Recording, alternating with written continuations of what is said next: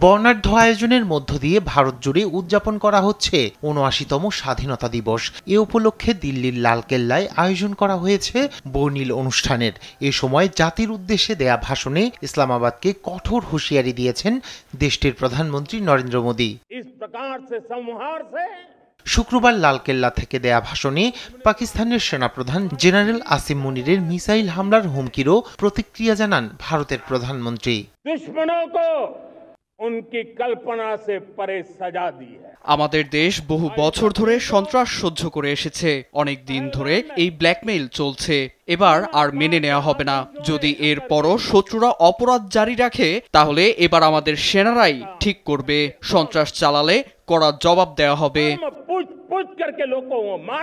পাকিস্তানের সঙ্গে সিন্ধু নদের পানি ভাগাভাগি করার বিরোধিতা করে মোদী বলেন, কৃষকের স্বার্থ এবং জাতীয় স্বার্থের সঙ্গে আপোষ ভারতের কাছে গ্রহণযোগ্য নয়। সিন্ধু পানি চুক্তি ভারতের জনগণের প্রতি অবিচার ছিল। ভারতের নদীগুলো শত্রু দেশকে সেচ দিচ্ছিল, অথচ তখন আমার কৃষকরা পানি থেকে বঞ্চিত ছিল। এখন ভারত ও ভারতীয় কৃষকরা নিজেদের প্রাপ্য পানির অধিকার পাবে। কৃষক ও দেশের কল্যাণে আমরা সিন্ধু পানি চুক্তিতে আর সম্মত নই। রক্ত আর পানি একসঙ্গে প্রবাহিত হবে না।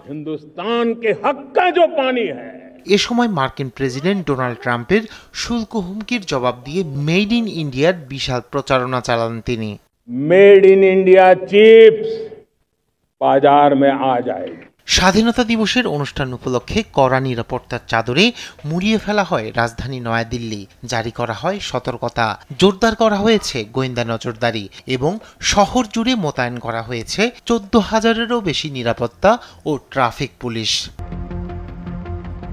এদিকে সকালে কলকাতার ঐতিহাসিক রেড রোডেও একইভাবে বর্ণাঢ্য কুচকাওয়াজ ও নানা আয়োজনের মধ্য দিয়ে জাতীয় এই দিবসটি পালন করে পশ্চিমবঙ্গ রাজ্য সরকার। জাতীয় পতাকা উত্তোলন, জাতির জনকের মূর্তিতে মাল্যদানের মধ্য দিয়ে দিনের আনুষ্ঠানিকতা শুরু করেন মুখ্যমন্ত্রী মমতা বন্দ্যোপাধ্যায়। লেফটেন্যান্ট তুষার শর্মার নেতৃত্বে রায়হান কবি শুভ্র, নিউজ ডেস্ক, দেশ টিভি।